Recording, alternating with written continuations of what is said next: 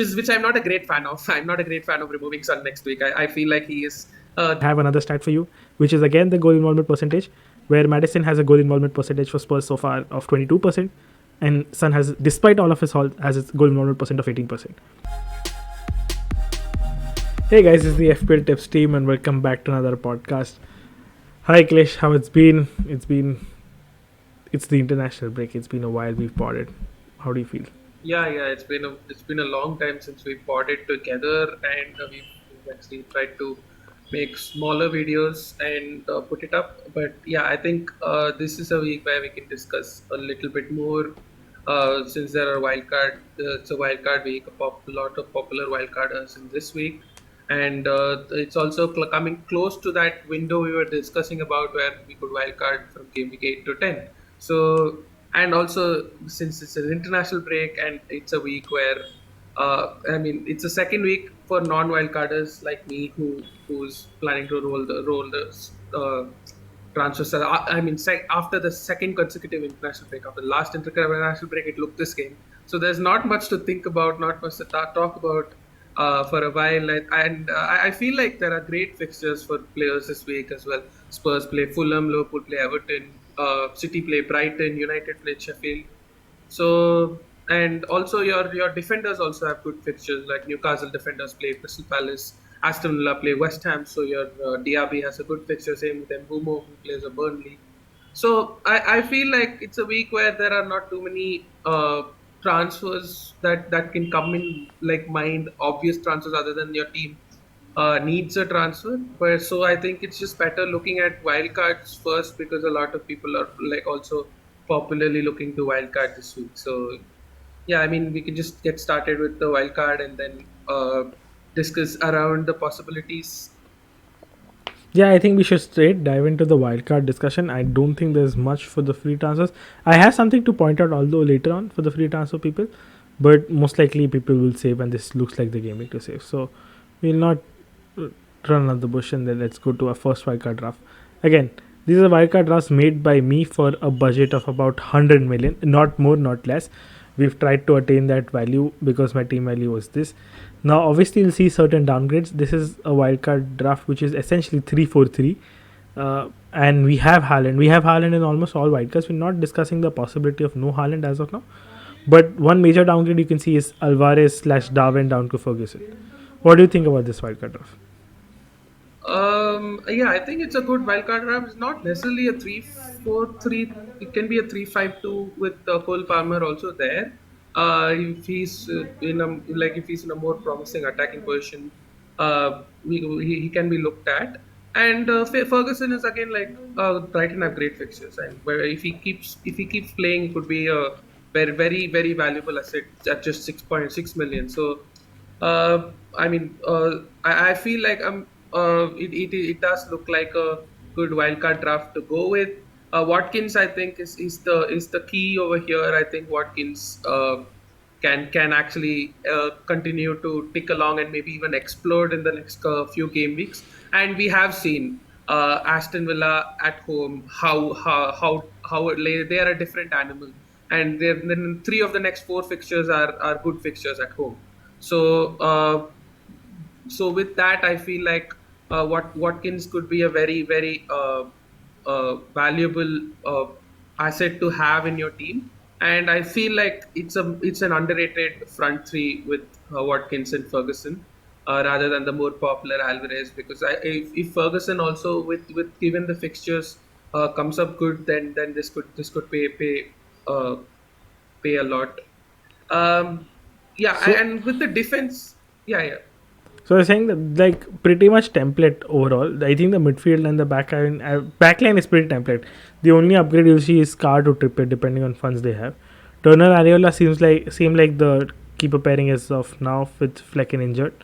Diaby, Salah, Maddison, Son. That's the template for Watkins, Ferguson, and Haaland. A lot of people are doubling up on Aston Villa, and I mean you're talking about the defense. I just want to take it ahead. I don't think there's a lot to discuss. I think apart from Scar or Trippier, but that particularly depends on your fund and budgeting. Is there anything that you need to Yeah, add? I feel like you if the Spurs, I think their fixtures are like like the best fixtures are this week and next week. And the only thing I'd like to add is Arsenal, because Arsenal have great fixtures from next week, and Arsenal assets will be popular again next week.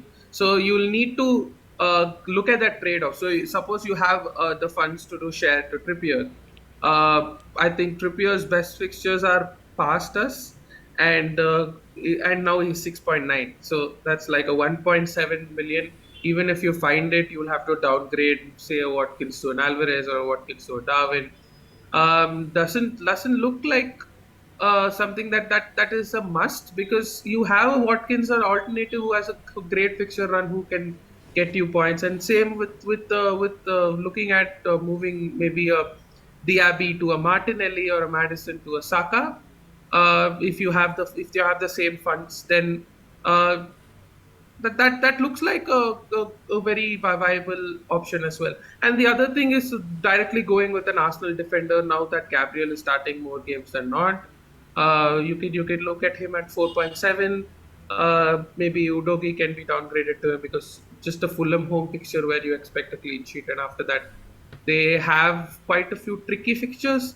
Or maybe if you have funds, you can do a Mitchell to a Gabriel as well, or even Zinchenko at 4.9 if you want more security for that spot. But the thing with Zinchenko is also that he tends to get substituted a little early in games around the 75-minute mark. Could be good sometimes. Your clean sheet will be secured. Could not be good sometimes. But just that point I had to throw up. But so majorly the thing that I'd like to point out is uh, Arsenal Defenders, assets. Arsenal defense. Yeah. I mean, Arsenal assets as a whole. I think this week Son and Maddison are perfectly fine. But this is also a wild card. This is also a wild card draft where I think you might have to book in that transfer of an Yeah. Arsenal player next week. And also the other thing to point out is looking at another Liverpool player for which we can go to the next draft. Because you don't know. I think it's a very like it's hard to predict who's going to start. But this week again, that there is a pro and a con. But pro is that we'll get early team news. Pro con is that it's the 12:30 fixture, which Klopp has complained about perennially, and Liverpool just seem to keep getting that 12:30 fixture.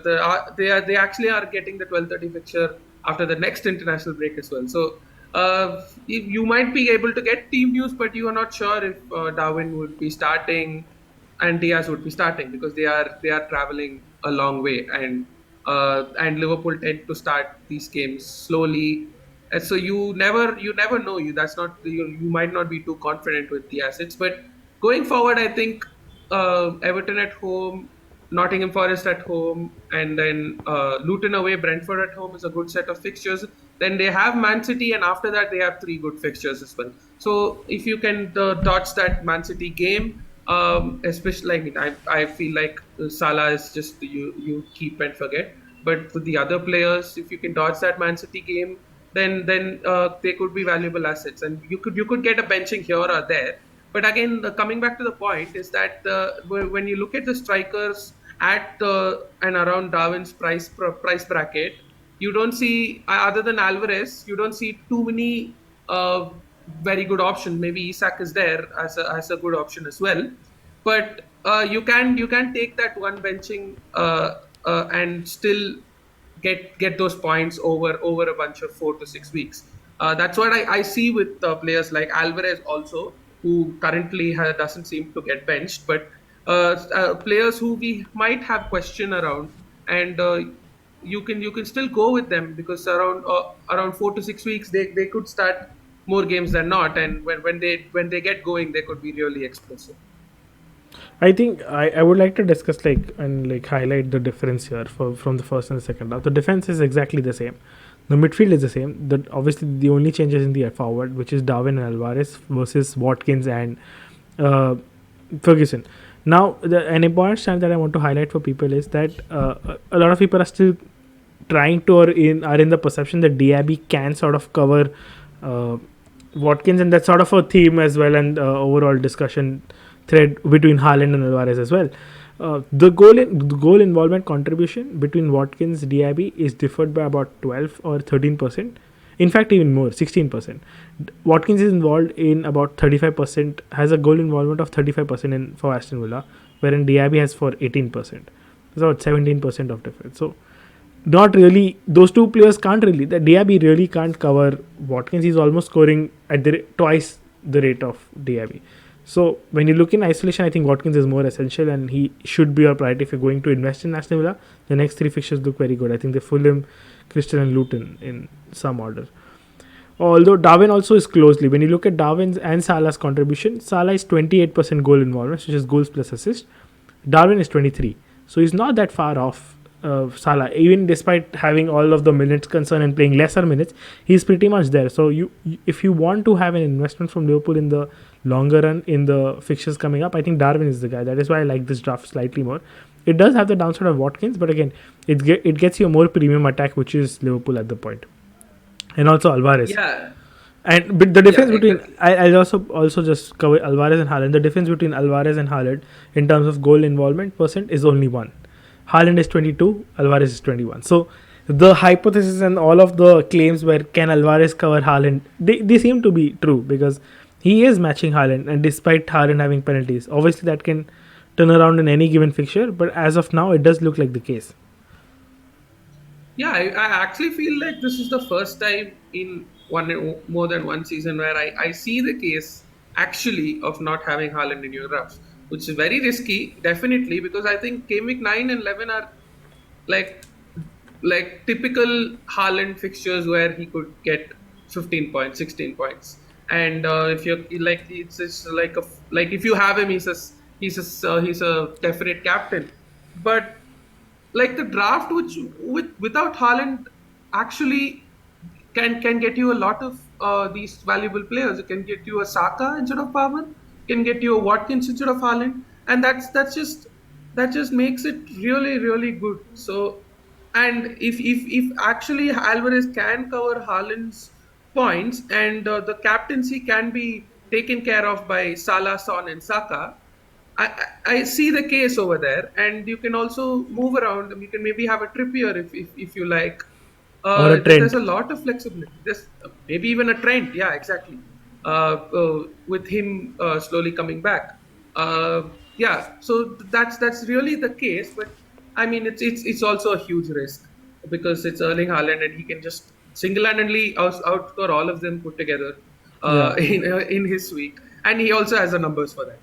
Maybe not for the last 2 weeks, but over 6 weeks, he has the numbers for that. He tops the charts for XGI and by a distance. So it's a risk, but there are fixtures that could be targeted. That's the only reason why I feel like you can invest on say a Watkins and a Saka and a Darwin and maybe a Trippier or a Trent. That being said, I think we can touch upon Alvarez also. So if you're sticking with Haaland and have Alvarez, you can maybe move on Alvarez as well. That's not a worse option. So if you want to do an Alvarez to a Nunez, I don't think it's the worst option. That's something I'm also debating to do. Maybe, if not this week, maybe next week. Is because Alvarez has, I mean, again, game week 9 and 11 are the fixtures. Other than that, you don't see hall fixtures, and they are not fixtures where you need to bank on two City attackers. So moving on from Alvarez doesn't seem like the worst option to me. But for this week, maybe just hold because Brighton are not a great defense City. You would expect them to come back after losing 2 games in a row. So yeah, I see that in the long run you can look at uh, moving on one of your City assets if you Yeah. have them, and your team could look really good in that. The other point I'd like to touch upon is Liverpool defense. Just a small point. I don't think it's an obvious point, but is that Robertson dislocated his shoulder while playing for Scotland in the international break, and if that's the case, then at 4.4, Shimikas could be a very good option given the fixtures. These are fixtures where Shimikas himself has a fair share of taking set pieces. Yes. Uh, Liverpool don't look like Liverpool won't look a better defense with Shimikas over there. But these are fixtures that they could get the odd clean sheet out. I'm still not confident that they would be keeping a clean sheet, especially against a Nottingham Forest. But I feel like it's an alternative to have in your defense if you'd like to take out funds. But it's not a given in whatever case. But obviously just confirm the news with respect to Robertson and then make this move. It's not an early move that you He, could make it as by per any reports means. and like early scans, he's out for about at least 2-3 weeks. Could be longer as well. So, but I don't think Simicast is a move to make. It's sort of a trap because you have to switch in and out with a lot of midfielders and forwards. Having a set defender would be better. I think with Cash, Mitchell, maybe a Newcastle defender and Udogi to a Arsenal defender, I think it's a pretty set defense, and I wouldn't really touch upon any of the defenders and try to touch as least possible as whenever the situation comes. Yeah, fair enough. I just wanted to point it out because the fixtures are there to be taken. Yeah, So fair enough. there could be points on at the back of these fixtures for it. And we have discussed this, and there's last bit of a wildcard draft that I've also prepared, which is a 3-5-2 sort of a draft. Obviously, there's Luis Diaz. You can, if you have funds, some people do, they can upgrade it to Saka directly. I don't have enough funds, so I have Luis Diaz, and then Son will become Saka for me next game week. But again, the defense remains the same. There's Alvarez and Haaland up top. Alvarez can become maybe sort of a Darwin or Isaac, depending on how much funds Son can downgrade to. But that's the outmost potential of this. I don't really like it that much. I think it's sort of rigid, and I also want to bring up the conversation and the fact that there are forwards emerging. There is sort of a rotation possible with the forwards now, with the midfield sort of being settled with Salah, Maddison, Mitoma slash Diaby, Saka, and your fifth midfielder could be anyone. It could be Diaby or Mitoma both itself. So there's Isaac, there's Darwin, Alvarez, there's Watkins, and then there's Ferguson as well in the mix. And how obviously Haaland is taking up a spot. So there is like two spots where you can rotate your forwards. Hoyland could come in and go out eventually. So I see the trend sort of a shifting from a midfield rotation to a forward rotation going ahead. Yeah, even I see that, but the budget is a key over here. If you're in Alvarez, you might be priced out on all of those moves which are But I ahead, think and the budget will especially come from Sun, right? I think the budget will come from Sun. which I'm not a great fan of. I'm not a great fan of removing Son next week. I feel like he is there to be kept for a longer term, even though the fixtures are not great. This is Son playing as a striker for a Spurs team who are looking to attack. And yeah, so we were discussing a couple of weeks back. He has Arsenal away and Liverpool away to come up, and then a Luton, and then Arsenal away, Liverpool at home, and a Luton away fixture. So in his last fixtures, let's just break it down. Sheffield United at home, where he blanks. Arsenal away, where he hauls with 14 points. Liverpool at home, he gets 7 points.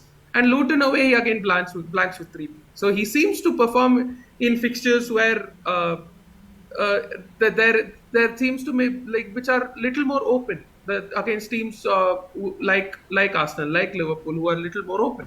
That's what I see with Son also in the upcoming fixture. So I'm trying to move Maddison away before Son and looking at a way to do Maddison to Saka. I don't think every other team could do that. But again, maybe it's another week's eye test also. And last week I thought when he came on against City, he changed the game, Gabriel Martinelli, and now like, and when Trossard was playing, he was really really poor in that game. So if he's come back from injury, and I again, as I've kept repeating over the season, is that something I don't see them actively benching Martinelli in games. He does tend to start games, and he's a very important outlet. And with Jesus playing, I think his output goes far more ahead. I obviously would prefer having Saka, but if you don't have the funds, it's not a bad option as well, because going ahead, it's again a very very risky. Like, I it's not very risky, but it's slightly risky to go without Saka, especially rather than for Martinelli without Saka. But but there is a case like he's always done is get those goal involvements when Jesus is playing. I think I was just want to come back to first the address the Sun and versus Maddison sort of a debate because that's Yeah. pretty much everyone's question next game week, if not this game week. And I was smiling throughout because I have another stat for you, which is again the goal involvement percentage, where Maddison has a goal involvement percentage for Spurs so far of 22%, and Sun has, despite all of his hauls, has his goal involvement percent of 18%. So when you look at pure output of points, Maddison is getting there. You know he's good on bonus. He obviously gets the odd yellow card, and the penalty free kick sort of share just completely splits between Maddison and Sun because the set pieces are taken by Maddison. And when you look at the price point, obviously, and like the output that Maddison is giving, it's hard to sell him off. I think especially that he's 1.3 million cheaper. It doesn't really 1.4 now. It doesn't really make sense to sell him, in my opinion.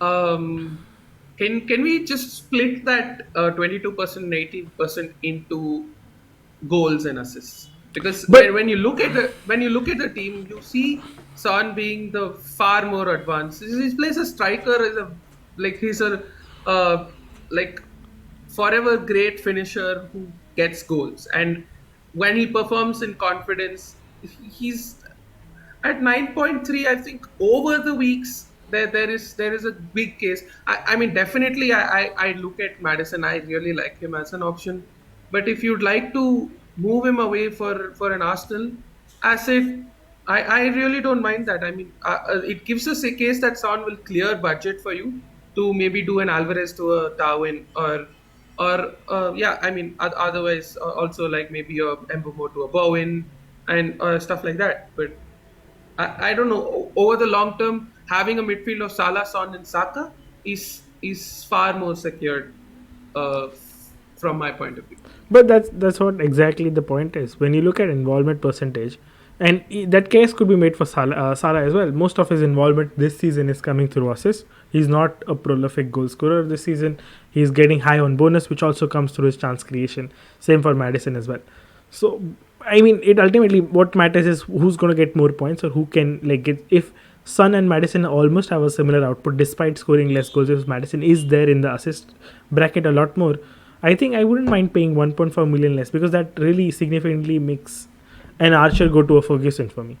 That's the difference. That's the difference you're talking about there. So I really don't mind if it's assist or goal. Till the point they're pretty much evenly involved, unless there's a huge disparity that happens. Overall, I don't think like a 5% difference in score line. Would you really pay 1.5 million extra for that? So that essentially says that I think Sun scores 200. Like Madison scores 200. Sun will score about 190. That's the difference. Would you want to pay 1.4 extra for that? Yeah, there is a case to be had, which I am also trying to think about now. But I again feel like Son is the main man for them, and we one thing which we are still debating about and have not looked at is who gets the penalties. And when they start getting penalties, I mean that could change it a lot. But you tend to see that Son probably would be on penalties. But yeah, I see the case that there could be funds that can be freed, which can help upgrades everywhere else as well. So that's I think more than Son and Madison in isolation, the funds that you will get to maybe the to upgrade elsewhere is I think the point to look at as well. Yeah, I Yeah, I tend think to agree on you that. there's a genuine sort of a conversation or debate. I think there's a strong point to me like to consider where you can sell Sun because Saka is looking in form. It also depends. The difference is huge. If it was about like point 0.7 or point 0.6, we wouldn't really having this conversation. We would like shrug it off. But 1.5 seems like a huge value, and hence like Yeah. I would Yeah, I'm sort if of you look cautious. at a comparison of if you want Saka and Madison or Son and Martinelli, I'd obviously go Saka and Madison. Yeah. But it's a case of having two. Definitely, if you can have Son and Saka, it's great. And it But also yeah, for some people it could also be the difference between Saka and Watkins versus Alvarez and Son. with Maddison obviously being constant. So it is a huge upgrade when you look at it. When if you want to hold Haaland, it allows Alvarez to go to Watkins for most people. So that's also a conversation, and that is why it is important to sort of take that into debate. But yeah, Yeah, that right. is all I have in terms of presenting an argument for selling Sun next game week. Yeah, we can dive in deeper into that as we go towards next game week, because I mean now I think we've looked at next game week a little more, because we don't have too many transfers to do this week. So, Yeah. but let's again start looking at what could be the possible transfers uh, that can be possible this week, because as I mentioned, City play Brighton, Spurs play Fulham, Liverpool play Everton, Brighton. Brentford play Burnley, and Arsenal play West Ham. So what I'm sort of what do thinking, you? is there even a transfer to be made? Again, for Yeah, most exactly. likely, there's like sort of a situation where I don't think I will be making a transfer. There isn't a clear transfer that needs to be made as well. So Yeah, ideally, I mean just save. there's no upside chasing transfers you can see in your midfield or forward. Maybe one I can actually think about is maybe Alvarez to a Nunez. But again, Alvarez has a great fixture Brighton at home. So is that a given that Nunez would outscore Alvarez? Not. No. So it's also another week of you seeing how Darwin Nunez fares in Liverpool, and then making the move from him to Nunez, because next again you have Nottingham Forest, Luton, and Brentford, which are still good fixtures. So uh, probably not, if you especially if you do have Salah, probably not going the way of Nunez is good, because everyone has good fixtures. So I just feel like this is the week where you could try to bank on your transfers as much as possible. Because one more thing, one more thing is that from next game week onwards, two teams where fixtures do turn are Arsenal and Brighton.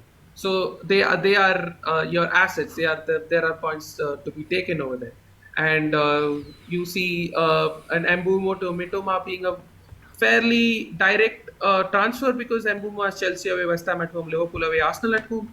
While on the other hand, you have Brighton having good fixtures.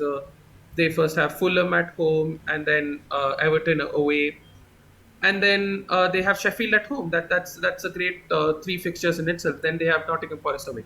So yeah, I think Mbumo to Mitoma does look like a fairly straightforward transfer. And also you look at your Arsenal assets with Saka, Martinelli, and maybe a defender, where you have Sheffield United, Newcastle, Burnley, and then Brentford, and good fixtures for Arsenal from an attacking point of view. They have Wolves after that. Yeah, I just brought the ticker up, and a lot, of the reason why I am saving is that it gives you more information. One, sort of maybe a Darwin benching if it's possible. You can avoid that. Gives you more data with how many players from Villa do you want? Do you want to double up or not? Which sort of a double up? Which side do you want to go? Diaby 3-5-2 or switch to Alvarez out and Watkins in. Also, sort of allows you to keep good players in this game week with good fixtures, because the ones which have good fixtures next game week, which is Brighton, Arsenal, all of these have tough fixtures this game week again. Jumping on them, even sort of a Villa again. West Ham is a leaky team, but on their day they can defend well. So it's sort of a mixed bag for them, and that is the reason it's better to hold on to this game week. Yeah, But we both are sort of like in the lower ranks. I'm pretty much around 3 million at this point, and I think a yeah, lot of fantasy football creators are around that mark. yeah. Even because even in the overall list, I'm not that below. But I'm sort of looking like one or two combination of players every week to sort of get them in and out to chase and target as much as rank possible, because that's sort of become obviously a goal right now. If I keep playing a template team, it is impossible with the number of managers, active managers again every season. It becomes more stacked. Most people are making the same moves. Do you see any sort of a move you want to make? The only possible player I want to transfer out is maybe an Mboemo versus Burnley. He looks like the only asset that I'm willing to let go, and I have a budget of like 7.1. I I earlier I, thought, what do you I think? can see Mitoma. Mitoma is the transfer to No, make. but They have Man again, City you away this week.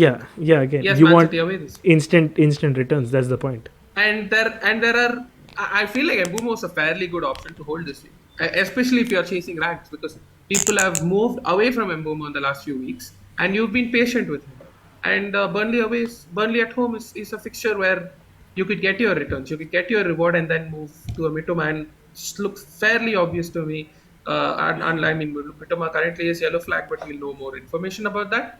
But looks like a fairly obvious thing to me. I think because of fatigue, he didn't move. He didn't go to the Yeah. Japanese training camp. So let's see. I think moving forward, Mitoma could be the obvious move. And now that you've mentioned the point around Son, and if I am looking at a transfer, I think that there is a great possibility to do a uh, Son, Sell. Embumo, and Yes. Alvarez to Saka, Mitoma, and Watkins. So Yeah. Yes, does that's does possible. look like a uh, good set of transfers if you're especially if you're chasing points. Yeah, I So think yeah, those are good moves to make.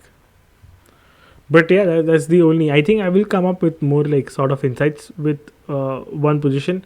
I think I'm looking at like the 6.5 to 8 million sort of a bracket for forwards and midfielders. One position every week where you can switch in out. Obviously, not one, like couple of game weeks in planning where you can maximize and try to chase rank. That's what I'm looking at. Which also is given that your core team will be pretty much solid, which is the defense is solid. Have a midfield of, let's say, Maddison, Bowen, there's Salah, there's Diaby or maybe Vitoma going up, or Saka, and then up front you have maybe Alvarez, Haaland, or Watkins.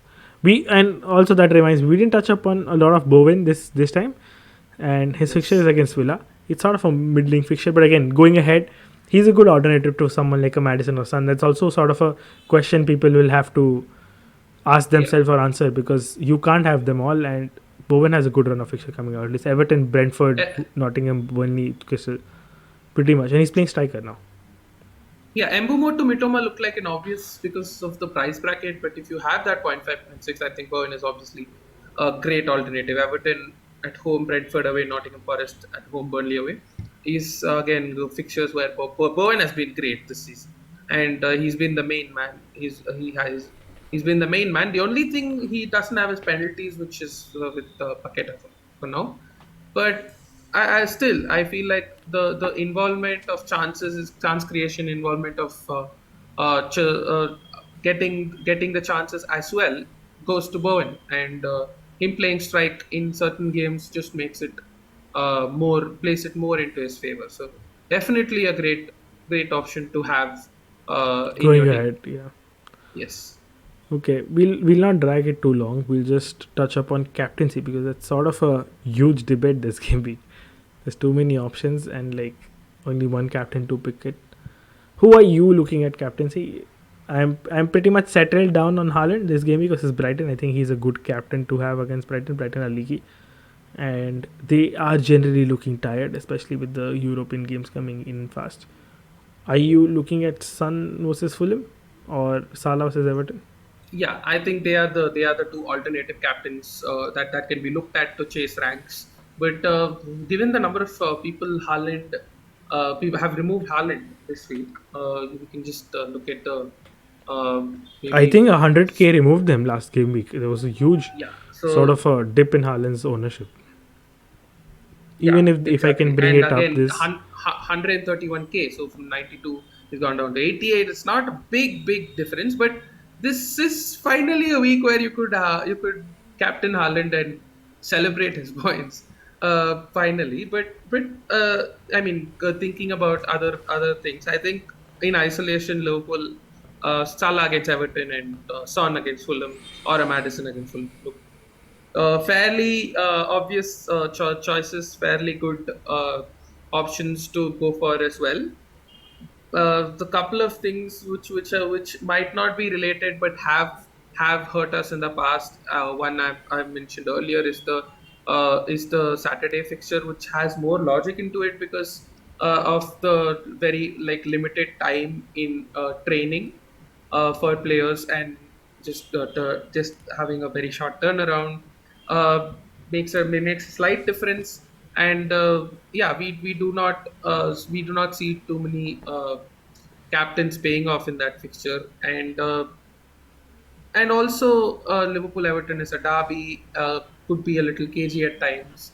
And if Liverpool don't start these games well, then it could be a very close game. It could They be tend to choke decided certain by a games. one. Yes. It could be. I think Liverpool have had the resilience this season to show strong second half performances, and with that, I feel like the win could be in Liverpool's hands. But a Salah Hall like to take on Haaland is something I'm skeptical about. So that's one reason, and the other is 2 points to note for Spurs is the Spurs. I think Fulham are a bad defense, like Luton and Sheffield, but I don't know. It's just against a low block, Maddison tends to perform a little better, even though he is dropped deep. Tends to perform a little better because he just has the ball all the time. He creates chances and he can also take his shots. So uh, I that really lessens my appeal for Son, and I'd also just go for Haaland rather than Maddison. And it's also the Monday night fixture for where you just have to wait all the way till Monday night, and also Monday night fixtures like Saturday afternoon fixtures tend to be a very tricky fixture to play at under the lights. So like, good thing is that they are at home, but I think Haaland still emerges as the best option uh, because City have to bounce back and Brighton are a very leaky defense, and Brighton will not sit back against City as well. They Yeah. will play their own game, be it City, be it anyone. So I feel like Haaland is the best captain, and I'm happy to keep the armband on Haaland. And like I think Fulham sort of are not the worst defensive team. They look good with Paulinho and back in their team, and they, They're, they they're, they tend to sit tight against the bigger sides. Brighton are very philosophy oriented. They would not really defend first. They will try to attack the opposition, which I think opens up and bodes well for City overall. that's the other reason why I'd be planning to hold on Alvarez as well. So Yeah. that plays into Haaland's captaincy. Yep. So I think Haaland is fairly the obvious captain. Then I'd probably say Son and then Salah. I would say, Son slash yeah, Maddison maybe. I think not sure about Madison, but I think Haaland, Son, and Salah. Would you although recommend someone to captain Alvarez if he's chasing rank? No, not really. It's like Haaland has not exploded in a while. I think it's back to coming that way. I just feel that it's just a gut feeling again that Haaland will come back and score big this week. Uh, yeah, I mean rank chasing Alvarez does look like a possibility, but yeah, I feel like It's too Haaland much to bet is on. is It's the too best. much to Yeah, bet on. yeah, Haaland is the best option.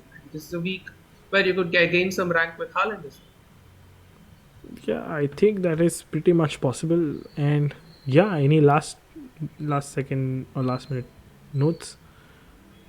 So, I mean, we've had a fairly lot of things to talk about, given that we don't have any transfers to make. But I feel like the good wildcard drafts coming out, and good luck for those who are trying to wildcard. And maybe you can ask more questions around that, and we can do a Q&A video later this week, uh, just revolving around the wildcard.